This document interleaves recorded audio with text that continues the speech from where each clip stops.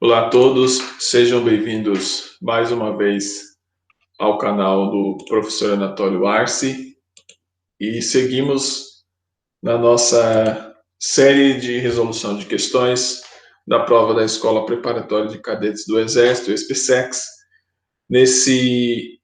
Nessa ocasião, nós vamos responder a prova do ano de 2003, da prova de História, como sempre, a prova de História. No ano de 2003, a prova de História também contou com 15 questões. Tá? Não são questões tão longas como de anos anteriores, mas são questões, de certa forma, até extremamente complexas. E nesse ano, a prova de História já começa com um texto, que esse texto ele serve para responder as duas primeiras questões. Nós vamos analisar cada caso, cada uma delas, no tempo apropriado. Vamos lá, ela diz o seguinte, ó, o trecho abaixo, extraído de uma peça de Shakespeare, escrita em 1599, portanto, no século XIV, deve ser, século XVI, melhor dizendo, deve ser utilizado para responder as perguntas 1 e 2, certo?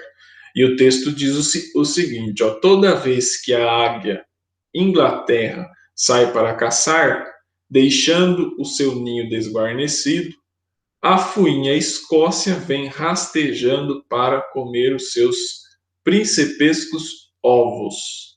Na ausência do gato, o rato faz bagunça, rompendo e destruindo mais do que pode comer. O que essa analogia com o poder pode ser feita desse trecho? A seguinte analogia de que sem um rei, sem um comandante, certo? Os ratos fazem a festa, ou seja, sem o dono, sem o líder, um país ele vira bagunça e vira anarquia, certo? Essa é a ideia implícita nesse trecho do personagem Westmoreland, na cena 2, no ato 1 de Henrique V, certo? Em William Shakespeare, Obras Completas.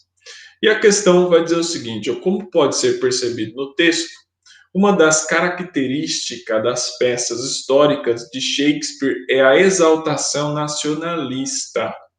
Contudo, a produção do grande dramaturgo possui também características marcantes do movimento artístico-cultural conhecido como Shakespeare. Ele é alguém atrelado ao Renascimento, tá bom? Então, você não pode atrelar Shakespeare ao romantismo, nem ao naturalismo, dois movimentos do século XIX. Você pode dizer, mas tem o romantismo alemão, é outra coisa. Estou falando do romantismo clássico, tá bom? O romantismo e o naturalismo são escolas teóricas do século XIX. O gótico ele vem da Idade Média, mas também desse período histórico parecido ao Renascimento, e o arcadismo é do século XVIII, ou seja, se você for analisar qual era a escola teórica desse período histórico em que Shakespeare escreveu, por isso é que ele falou a peça escrita em 1599, portanto no século XVI, é o Renascimento. O Renascimento, que é a letra D que é a correta, tá bom? Certo? Vamos seguindo aqui. No período histórico em que a peça citada foi escrita, a Inglaterra estava sendo regida politicamente pelo absolutismo monárquico, despotismo esclarecido, parlamentarismo republicano, soberania parlamentarista, imperialismo constitucional. Você nem precisa nessa obra, nessa questão, fazer o contraponto e eliminar as questões. Certo, você está falando de uma Inglaterra de antes de 1688, é a Inglaterra de 1599. Em 1599, vigorava na Inglaterra a monarquia absolutista, portanto é a letra A. A monarquia constitucional ou o parlamentarismo, aqui nem tem esse termo parlamentarista, tem soberania parlamentarista, ele vigerá na Espanha, passa a viger na Inglaterra, melhor dizendo, após a Revolução Gloriosa de 1666. Portanto, você nem precisa saber de fato sobre literatura, você precisa saber de contexto político da época. tá bom? Você apenas tem que se atentar ao ano em que a peça foi escrita e saber o que estava acontecendo na Inglaterra naquele ano, certo? Portanto, a 1 é a letra D, Renascimento, certo? E a 2 é a letra A, Absolutismo monárquico. Vamos seguir aí com a questão 3. A questão 3, ela vai trazer o seguinte enunciado: ó, no século XV e início do XVI, os europeus lançaram-se por mares e oceanos para eles desconhecidos, em embarcações pequenas e frágeis. Nessas viagens, conheceram e dominaram imensos territórios e centenas de povos em grandes continentes: África, Ásia e América. Os portugueses foram pioneiros nesse processo de expansão, certo? Pioneiro é quem vem primeiro. Pio, ideia de pio, primeiro. Esse pioneirismo deveu-se principalmente ao fato de Portugal. Vamos fazer a nossa eliminação, que a gente faz como uma técnica de reflexão das alternativas e de contraponto das alternativas com o enunciado. Certo, vamos lá. A alternativa aí, ela vai dizer: tenho contado com o amplo apoio dos reis católicos de Aragão e de Castela.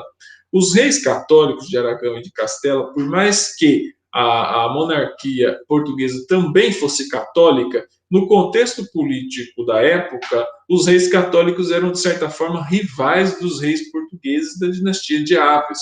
Por quê? Porque havia setores castelhanos, né, de Castela, que reivindicavam o trono português.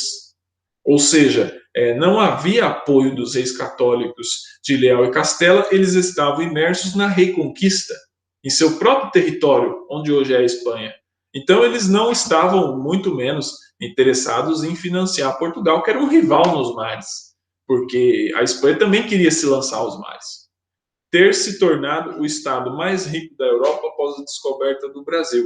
Portugal nunca foi o estado mais rico da Europa, tá bom? Portugal figurou ali entre uma potência marítima durante um período histórico, mas seria um exagero, na minha visão, dizer que Portugal se tornou o estado mais rico da Europa, sobretudo após a descoberta do Brasil, tendo em vista que o Brasil começou a dar lucros a Portugal muito depois. No começo, Portugal pouco se interessou pelo Brasil. Por quê? Porque a exploração mineira, que foi o que fez com que Portugal bastante se interessasse pelo Brasil, começou no século XVIII. E antes disso, a exploração do açúcar, a produção de açúcar e a construção de engenhos no Brasil foi algo do século XVII. Ou seja, no século XVI, quando os portugueses chegam aqui, demorou-se uns 30 anos para começar a colonização brasileira. E Portugal se interessou bastante por colonizar o Brasil, por incentivar essa colonização, com muita dificuldade, porque Portugal não tinha contingente populacional para isso, incentivou por conta da ameaça francesa, certo? E holandesa e de inglesa, de porventura eles acabarem povoando o Brasil e tomando o território. Tanto é que houve até instalação de franceses, vocês sabem, esse não é muito o tema da nossa questão, mas e também de holandeses ali no Pará, ou no Pará, onde hoje é Pernambuco, que ficaram muito tempo. Inclusive os holandeses tomaram Salvador no século XVII, tá bom? Mas vamos eliminando aí. Ter aceitado as ideias de Colombo, iniciando o ciclo ocidental das grandes navegações. Colombo chegou a procurar o monarca português, mas não foi atendido, não foi bem recebido. A expedição de Colombo foi financiada pelos reis de Aragão e de Castela, tá? Os reis católicos de Aragão e de Castela. Então, não está correto. Ter recebido grandes somas de dinheiro dos países árabes que o dominavam. Os países árabes dificilmente iam dar dinheiro a Portugal, porque Portugal tinha combatido o domínio árabe durante muito tempo, tinha expulsado os árabes que habitaram por muito tempo aquele território, onde hoje é o território de Portugal. Naquele período histórico, Portugal vivia também uma cruzada cristã contra os muçulmanos, ali naquela parte. Já tinha vivido isso bastante no final da Idade Média. Então, os países árabes não iam dar dinheiro para os portugueses. Portanto, a letra A que é a correta, ter se constituído no primeiro Estado nacional moderno da Europa. O fato de Portugal ter conseguido se constituir como Estado nacional, ou seja, não precisou brigar internamente, não precisou focar recursos do Estado numa luta interna de expulsão do invasor, assim como teve que fazer os reis católicos, Fernando de Aragão e Isabel de Castela, que isso retardou bastante a expansão marítima espanhola. Portugal não, Portugal logo expulsou os mouros de lá, se constituiu como um Estado nacional por volta do século XIV, se consolidou no século XV, tinha uma dinastia forte, que era a dinastia de Aves naquele momento, Dom Manuel, que foi o que financiou a expedição de Pedro Álvares Cabral, que chegou ao Brasil em 1500. Portanto, o pioneirismo português se explica por ter se constituído no primeiro Estado nacional moderno da Europa. Vamos à questão 4. O Japão, durante o século XVII, foi governado de fato pela família Tokugawa, certo? No século XVII não tem como se falar no Japão como Estado nacional constituído, como foi após a era Meiji, tá bom? Que foi apenas no século XIX. Nessa época, o líder dos Tokugawas ostentava o título de Shogun. Funcionalmente, o Shogun era um chefe militar. Não tem o que você questionar, porque os Shoguns, nesse período histórico, os Shoguns, que eram chefes militares, eles eram as autoridades locais mais fortes do Japão naquele momento. Tanto é que não existia Japão como um Estado nacional constituído, como eu acabei de falar. Essa constituição do Estado Nacional japonês, ele vem da era Meiji do século XIX, em que eles passam justamente a combater os chefes militares locais para centralizar o poder. Só que nesse momento que a questão está pedindo, nesse período em que a questão está falando, que é do século XVII, os líderes Tokugawas eles ostentavam o título de Shogun, que eram chefes militares. Portanto, a letra C é a que está correta. O candidato ele pode ir também pela lógica. Por exemplo, se nós estamos falando de Shogun, certo? Tem até um lutador que tem esse nome, Maurício Shogun, né? Como lutador militar, e nós estamos falando de um concurso de admissão a uma escola de cadetes do Exército, ou seja, preparatória de cadetes do Exército, é óbvio que vai ser chefe militar, tá bom? E se você pensa que no Japão, naquele período histórico, não se tinha um Estado Nacional constituído, então, pela lógica, é a letra C. Seguimos resolvendo as questões. Vamos para a questão 5. O tipo das cidades variava conforme seus direitos ou liberdades, franquias, conseguidas mediante pagamento em dinheiro ao senhor feudal ou às vezes pelo uso da força. Para conquistar as franquias, os habitantes se associavam em confrarias, certo? Para conquistar as franquias, os habitantes se associavam em confrarias. Os artesãos em corporações de ofício, os comerciantes em guildas. As franquias eram garantidas numa carta, e as cidades que a possuíam chamavam-se cidades francas. É o texto Toda a História Geral do Brasil, de José Robson Arruda e Nelson Pilete. O enunciado vai dizer o seguinte: o texto acima remonta a uma fase da história conhecida como Renascimento Comercial e Urbano, ou seja, já largamente falado aqui em resoluções de questões. A prova de história gosta muito de falar do final da Idade Média, tá bom? Foi nessa fase, durante a Baixa Idade Média, que surgiram as chamadas corporações de ofício. Sobre elas, é correto afirmar que, letra A, eram constituídas por mestres, única mão de obra responsável pela produção e distribuição. As corporações de ofício, elas seguiam uma hierarquia, certo? E não eram constituídas apenas por mestres, tá bom? É óbvio que o mestre era o grande, ele era o grande construtor, do produto, certo? Ele era realmente responsável pela produção, mas não era responsável pela distribuição. E ele também não trabalhava sozinho, tá bom? Portanto, a questão A, ela está incorreta. A alternativa A não está correta. Pregava a livre concorrência dentro de um mesmo ofício, assegurando assim o menor preço. Se você faz uma corporação de ofício, é justamente para você visar o monopólio e não a concorrência. Então, a alternativa B também está incorreta. A C vai dizer o seguinte: localizavam-se, via de regra, no meio rural, fora dos burgos, a fim de fugir ao pagamento de impostos. Essa também está incorreta, porque durante o renascimento comercial e urbano, esse renascimento comercial e urbano se deu justamente nos burgos. Tanto é que o termo burguesia, que são comerciantes, certo? É uma classe que surge aí, entendeu? Então, a burguesia era aqueles que habitavam os burgos, certo? E que durante o renascimento comercial e urbano se dedicavam à prática do comércio, certo? Portanto, dizer que eles localizavam, via de regra, no meio rural e fora dos burgos está equivocado. Eram formados por oficiais ou companheiros, auxiliares e aprendizes, sendo que esses últimos recebiam salários. A questão D, ela está correta até aqui, quando ela fala eram formadas por oficiais ou companheiros auxiliares dos aprendizes. Só que quando ela fala que os aprendizes recebiam salários, a questão é invalidada, porque os aprendizes eles não recebiam salários. O próprio fato de poder aprender e se tornar um mestre já era o pagamento. O pagamento era o aprendizado, ou seja, era uma mão de obra em que o indivíduo ele trocava a mão de obra dele de aprendiz pelo aprendizado do mestre. Era uma relação hierárquica, tá bom? Que era muito comum na Idade Média. As hierarquias eram muito fortes nesse período histórico.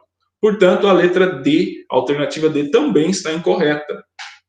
Elas caracterizavam-se por reunir profissionais do mesmo ramo, como sapateiros, dos ferreiros e dos alfaiates. Essa que é a alternativa correta. As corporações de ofício caracterizavam-se por reunir profissionais de um mesmo ramo, como dos sapateiros, dos ferreiros, e eles também, essas corporações, elas tinham o papel de regular as atividades e de também regular a concorrência. Lembra-se que o período do comércio, no final da Idade Média e no mercantilismo, você tinha pouca concorrência. A concorrência não era livre, a concorrência ela era regulada, certo? Então, as corporações de ofício elas tinham essa função, certo? Essa característica, que é a letra E. Portanto, a questão 5, a correta é a letra E. Seguimos para a 6. Questão 6. Depois de 21 anos, iraquiano sai da toca. Condenado à morte por fazer oposição ao ex-ditador Saddam Hussein, o iraquiano Jawad Amir passou 21 anos ininterruptos escondido num cubículo entre duas paredes, na casa dos pais. A aprovação de Amir começou em 1982, no caso, 82 a 2003 são 21 anos. Na época, com 28 anos, ele apoiava um líder religioso xiita, transgressão que lhe valeu a decretação de sua execução pelo regime de Saddam Hussein. Embora sejam 60% dos 24 milhões de iraquianos, os xiitas sempre foram perseguidos pelo ditador de origem sunita, ramo majoritário do islamismo. Tem muito panfletarismo sobre a questão dos xiitas e dos sunitas, dois ramos do islamismo que surgiram após a morte do profeta Maomé, em que os xiitas, a grande diferença entre os xiitas e os sunitas é que os xiitas acreditam que qualquer um pode liderar o Islã, desde que saiba sobre o Islã e seja respeitado por sua comunidade. Já os sunitas dizem que não é qualquer um que pode liderar o Islã, somente uma pequena aristocracia, e que tem origens calcadas à terra do profeta Maomé.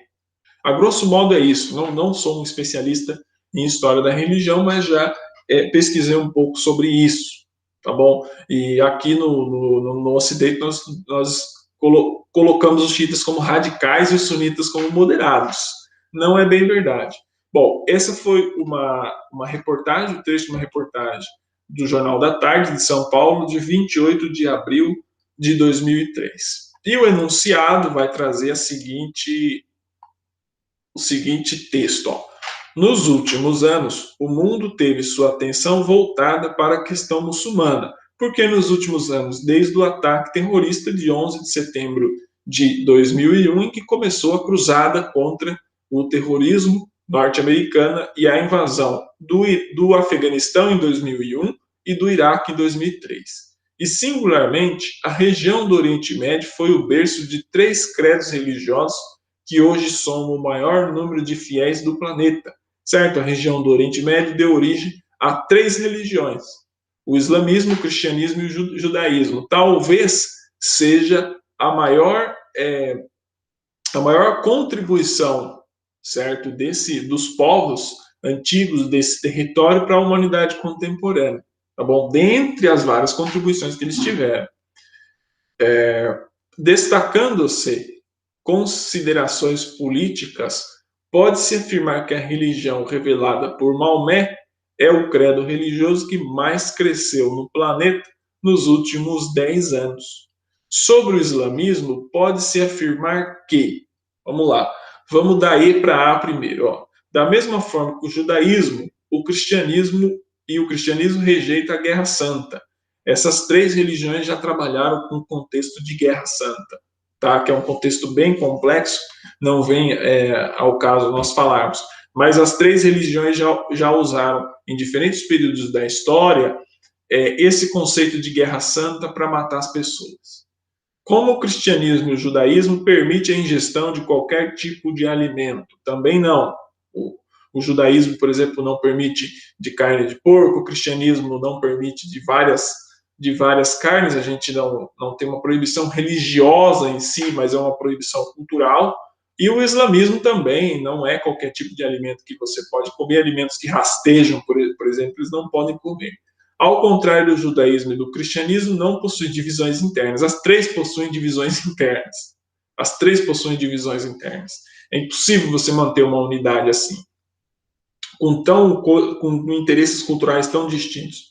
Os livros do Islã, o Corão e a Suna, negam a tradição judaico-cristã. Não nega. Não nega. Ela veio depois, é produto dessa tradição, dessa ruptura.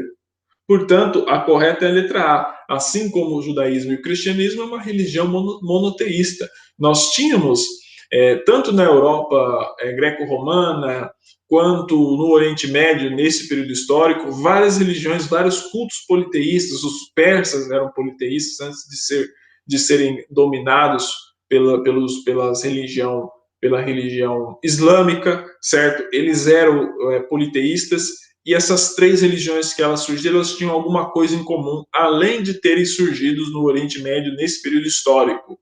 Era de que elas eram monoteístas, ou seja, acreditavam em apenas um Deus. São religiões monoteístas. Portanto, a A é a alternativa correta. A questão 6, a alternativa A, ela é a correta. Seguimos resolvendo a 7. A 7 vai dizer o seguinte, vai trazer esse texto aí, ó. A expansão para o oeste produziu nos Estados Unidos uma crescente fermentação nacionalista, intimamente relacionada com as anexações territoriais. Estas foram realizadas mediante tratados ou compras e também por meio de guerras de conquista. Luiz Koshiba, História, Origens, Estruturas e Processos. É importante, antes de eu ler o enunciado, falar uma coisa para vocês, candidatos. O processo de expansão territorial norte-americano, que ele se intensifica bastante após o processo de independência, em que se incentiva bastante uma marcha para o oeste, os Estados Unidos conseguiram sua formação territorial atual mediante compra, tratados ou guerras de conquista. Então, você tem que partir desse princípio, como que os Estados Unidos conseguiram a sua expansão territorial. E aí, a questão, o enunciado da questão vai dizer o seguinte: a expansão territorial dos Estados Unidos, a expansão territorial dos Estados Unidos foi marcada principalmente pela marcha para o oeste, que transcorreu praticamente por todo o século XIX. Sobre tal processo, pode-se afirmar que, vamos analisar a alternativa A. A alternativa A diz o seguinte: a Flórida foi adquirida dos ingleses mediante pagamento de grande indenização. Essa alternativa está incorreta porque a Flórida pertencia ao Império Espanhol. A Flórida era parte do Império Espanhol. Então não foi adquirida dos ingleses, certo? Vamos à alternativa B. Tanto a Califórnia quanto o Arizona foram anexados após a Guerra Hispano-Americana. Esses dois estados, onde são os estados dos Estados Unidos, pertenciam ao México, certo? Pertenciam ao grande Império Espanhol. Mas elas foram anexadas por meio da guerra contra o México, certo? Por volta de 1840.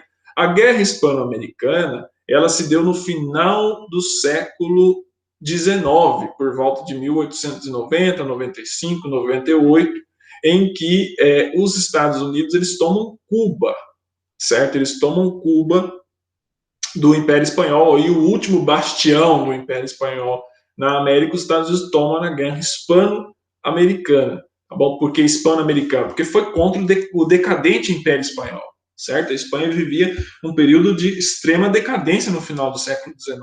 E a Califórnia e o Arizona foram anexados na esteira da guerra contra o México, por volta de 1848. Portanto, não faz sentido essa alternativa. E a C vai dizer o seguinte: o Alasca foi adquirido do Canadá após o pagamento de uma pequena indenização.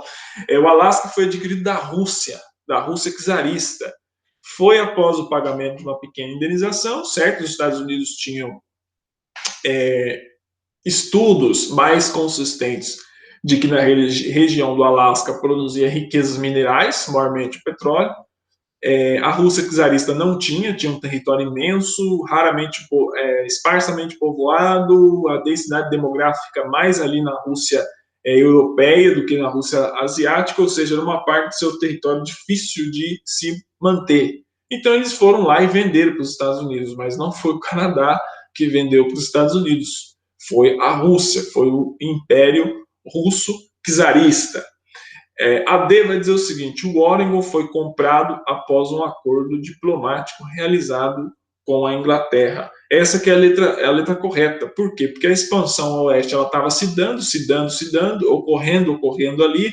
Os Estados Unidos, como já haviam comprado a Louisiana, né, estavam ali expandindo após a guerra contra o México, e aí dali para incorporar aquele território do Oregon não foi muito difícil. Eles foram lá, fizeram um acordo diplomático com a Inglaterra e incorporaram aquela parte. Tanto é que a parte norte ali do Oregon e do estado de Washington, né, que já é o Canadá, certo? E aí eles fizeram dois estados, o estado do Oregon e o estado de Washington. Portanto, essa é a alternativa correta. Por quê? Porque a letra E ela está incorreta, porque ela diz que a Louisiana foi anexada após a derrota do exército napoleônico frente aos americanos. Na verdade, a Louisiana ela foi anexada por meio da compra, certo? Os Estados Unidos compraram a Louisiana, que era um grande território que ia ali do meio oeste dos Estados Unidos.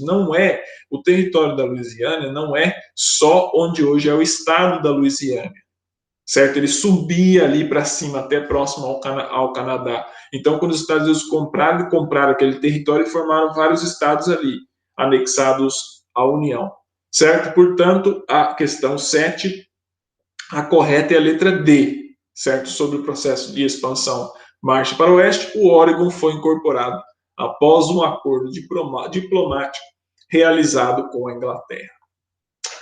Vamos à questão 8. A questão 8 fala sobre o Duque de Caxias, patrono do Exército Brasileiro. Neste ano, comemora-se o bicentenário de Luiz Alves de Lima e Silva, o Duque de Caxias, patrono do Exército Brasileiro. Ele recebeu o epíteto de o pacificador em decorrência de sua participação em muitos conflitos internos no Brasil Império, dentre os quais nós estamos falando do Duque de Caxias, que é patrono do Exército Brasileiro. Portanto, candidato, seria interessantíssimo que você estudasse sobre a trajetória histórica, sobre a trajetória militar do Duque de Caxias, certo? O Duque de Caxias atuou em inúmeras batalhas, eles têm inúmeros conflitos internos e também conflitos externos, como, por exemplo, a do Prata em 1851 e na Guerra do Paraguai em 1864, mas ele está pedindo dos conflitos internos durante o Império que ele lutou. E ele lutou na Balaiada de 1837, na Revolução Liberal contra os mineiros e os paulistas em 1842 e na Farroupilha, que durou entre 1835 e 1845. No final, o Duque de Caxias entra na batalha e dá um pau nos gaúchos.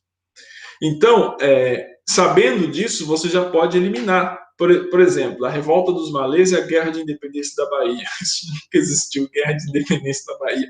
Mas, enfim, a Revolta dos Malês existiu e ele não estava lá.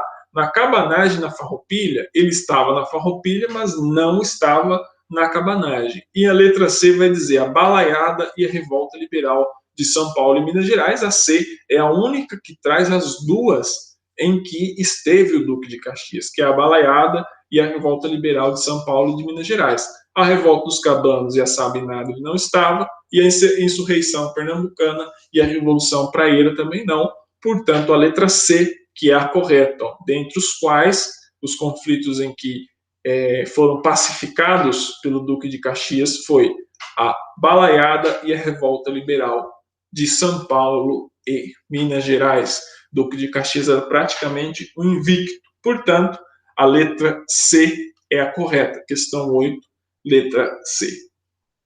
Em 1865, com a morte de Carlos II, subiu ao trono seu irmão, Jaime II.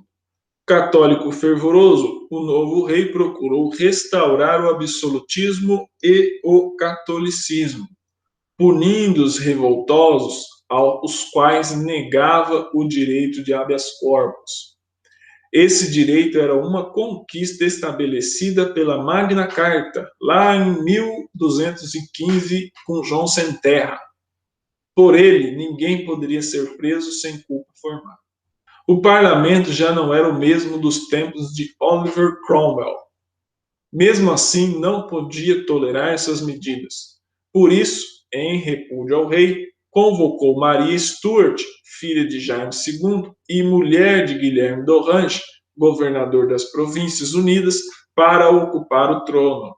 Jaime II refugiou-se na França e um novo parlamento proclamou Guilherme e Maria, rei e rainha da Inglaterra.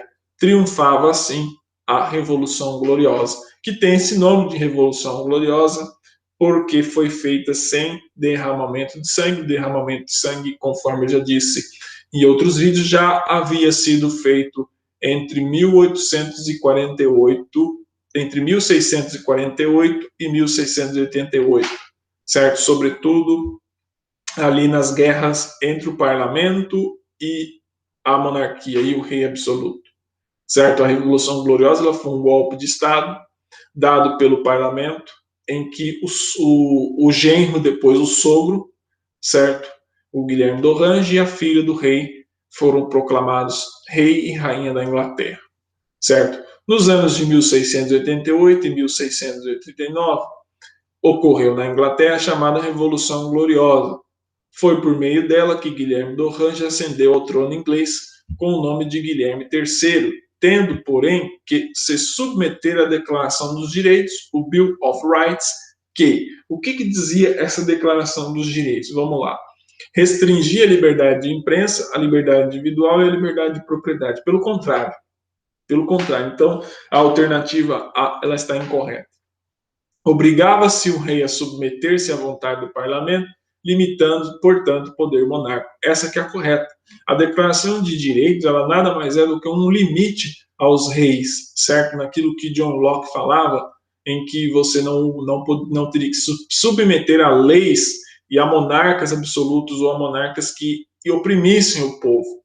Portanto, a única forma que a elite inglesa, a burguesia inglesa, na verdade, encontrou naquela época era submeter o poder monárquico à vontade do parlamento, sem você extinguir a monarquia, que é basicamente a estrutura que eles têm hoje.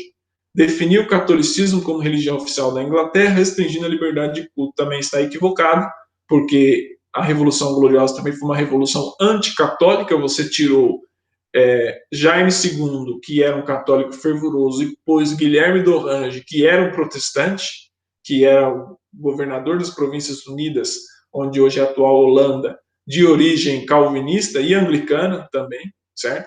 Estabelecia o ministério vitalício da base da aristocracia sem participação da classe burguesa. Pelo contrário, a Revolução Gloriosa foi uma revolução burguesa, entenda-se burguesa entre aspas, com todas as aspas possíveis, e substituía a monarquia constitucional pelo absolutismo, fortalecendo o poder executivo. Pelo contrário, substituiu o absolutismo pela monarquia constitucional. Portanto, a questão 9, a alternativa correta é a letra B, obrigava o rei a submeter-se à vontade do parlamento, limitando, portanto, o poder monárquico.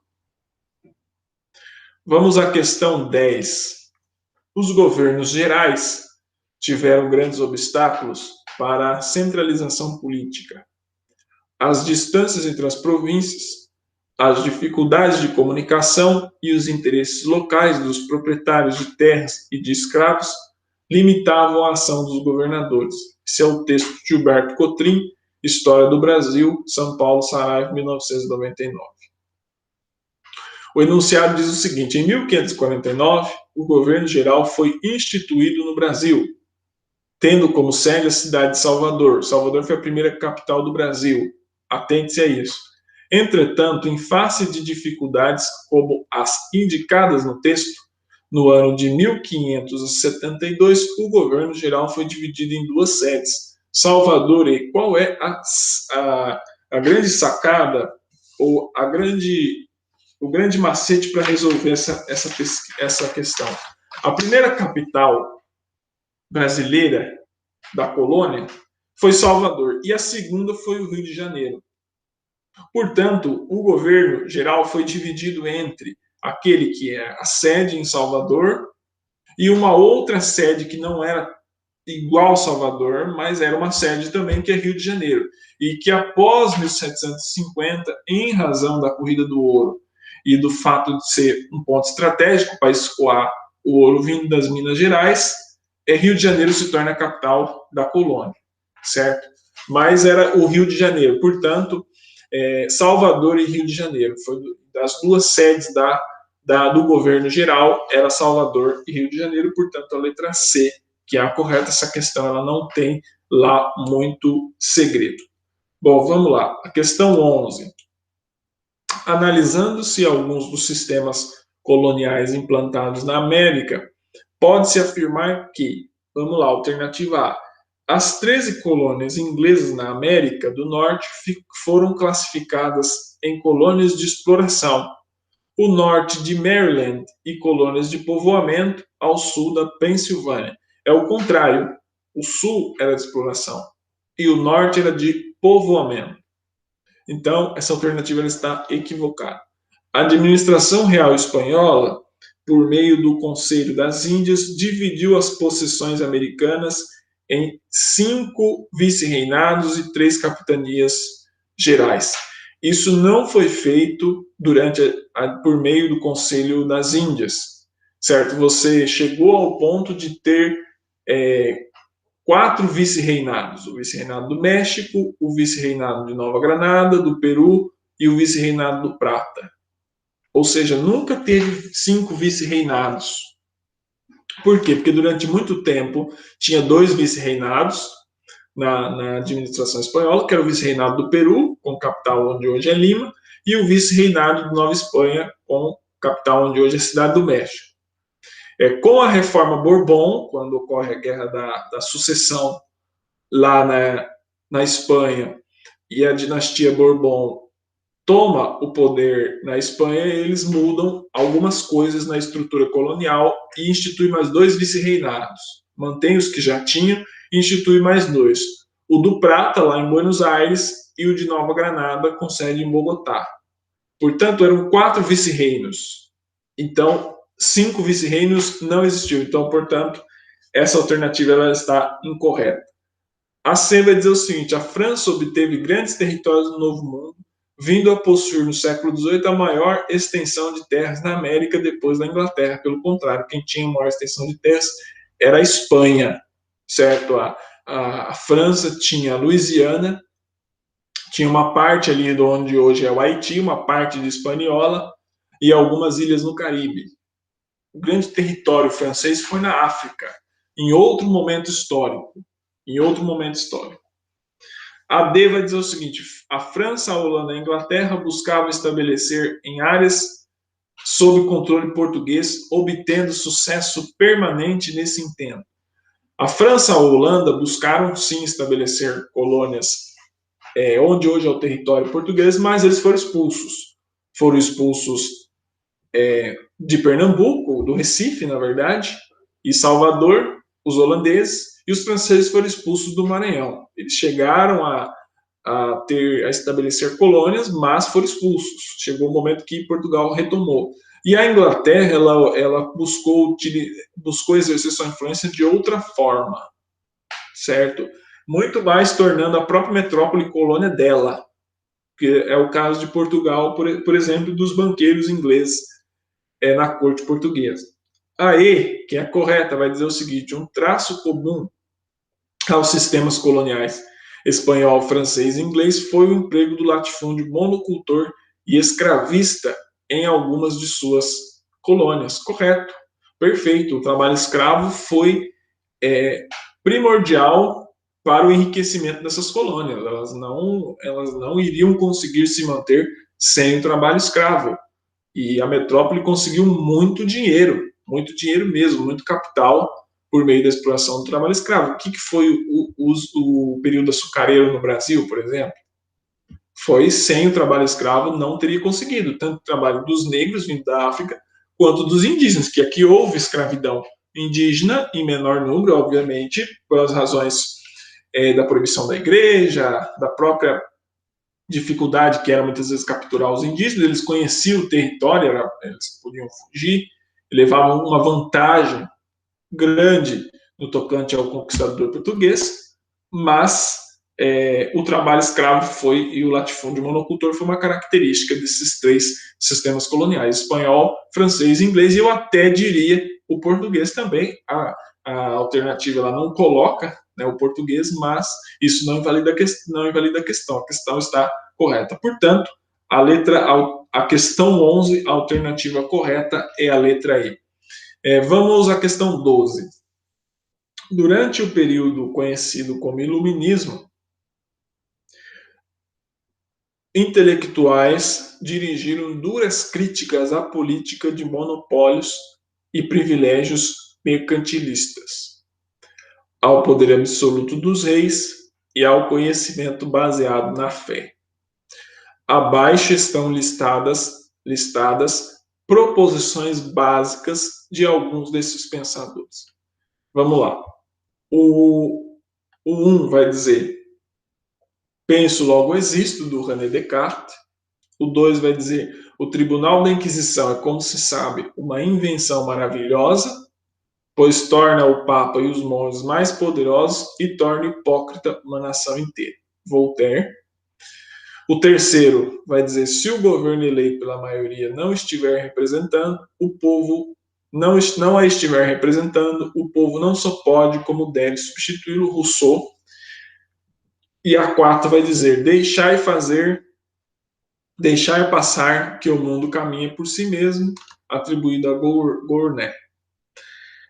Características das doutrinas político-econômicas vigentes à época, que estão associadas às proposições 1, 2, 3 e 4, são respectivamente. Bom, vamos lá, você pode fazer por eliminação.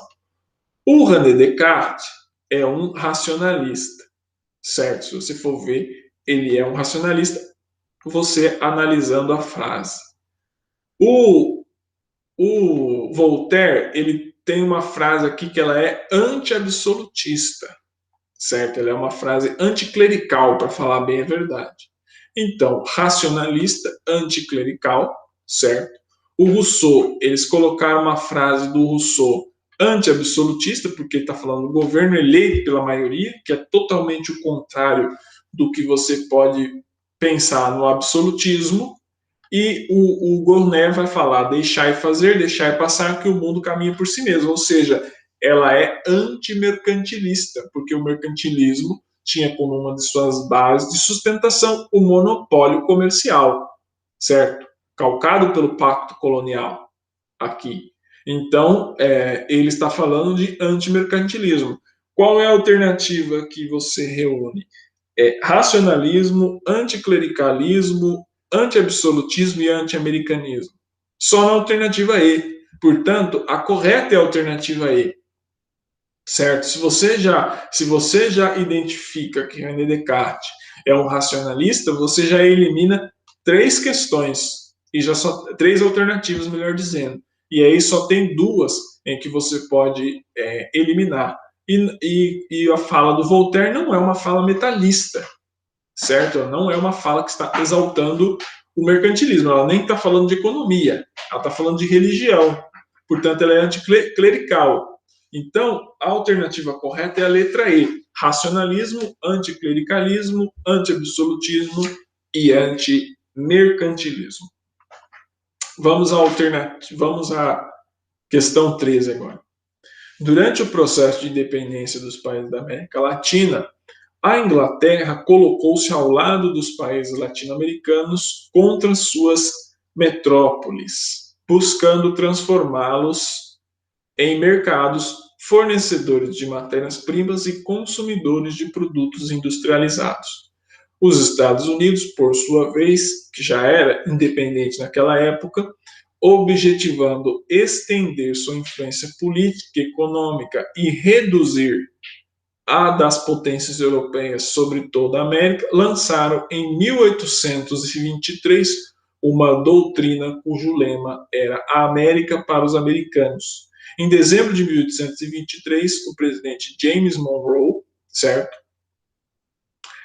Ele proclamou um discurso no parlamento norte-americano que foi denominado pela historiografia como Doutrina Monroe. Certo? Então, essa questão ela não tem segredo, ela é super fácil. Essa reação dos Estados Unidos ficou conhecida como Doutrina Monroe. Certo? Não existiu Doutrina Washington, o Plano Marshall é do século XX, não existiu Plano Jefferson, também não existiu Doutrina Grant. Certo? Em 1823, quem era o presidente dos Estados Unidos era James Monroe. Portanto, é Doutrina Monroe. Essa não tem segredo, essa é super fácil. A questão 13 é a letra C. Vamos à alternativa, à questão 14 agora. A Revolução Industrial correspondeu à revolução do processo produtivo, pois deixou-se de produzir através da manufatura e passou-se para a mecanização, ou mais especificamente, para a maquinofatura. Iannone, Roberto Antônio, Revolução Industrial. O texto refere-se a profundas transformações ocorridas no século XVIII, século que reuniu as condições favoráveis para a primeira Revolução Industrial, que, segundo os historiadores, ela tem início em 1760 e termina por volta de 1850, são 90 anos, certo?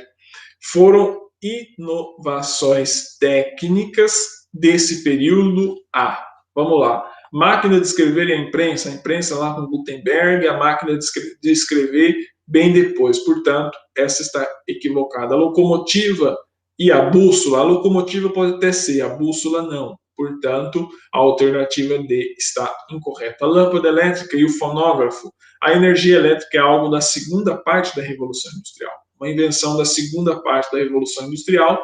A lançadeira, volante, o telefone só por volta ali do final do século XIX, começo do século XX, e a alternativa, portanto, a alternativa correta, não tem segredo, é a máquina a vapor e o tear urbano. As duas tecnologias que caracterizaram a Revolução Industrial, a primeira Revolução Industrial, foi a máquina a vapor e o tear mecânico. Ou seja, quando você fala em primeira fase da Revolução Industrial, você já tem que reportar quase que automaticamente a máquina a vapor e ao tear mecânico.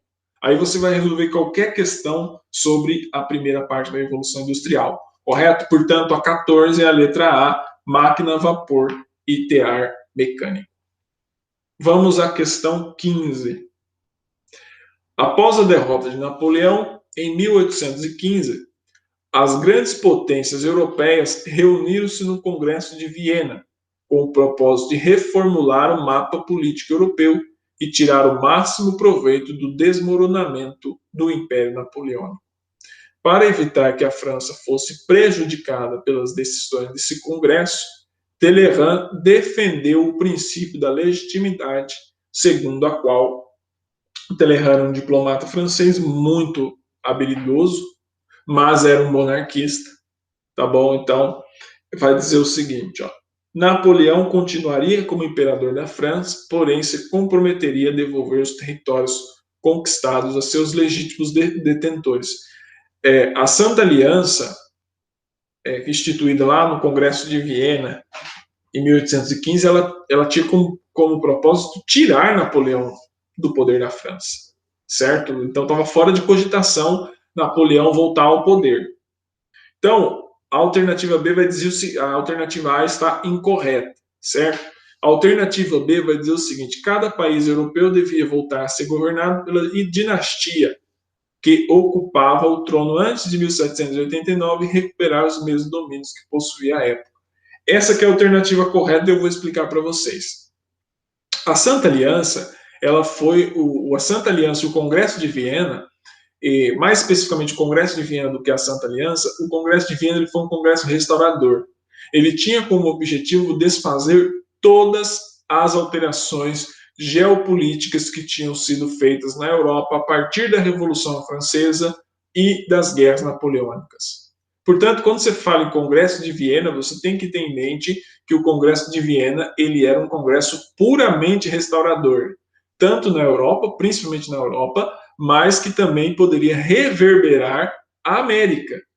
A proposta, inclusive, do Congresso de Viena era restaurar as colônias que haviam se tornado independentes à condição de colônia. É que eles não conseguiram, mas o objetivo deles era restaurar, era um objetivo restaurador. O Congresso de Viena era um congresso restaurador. Portanto, a alternativa B é correta.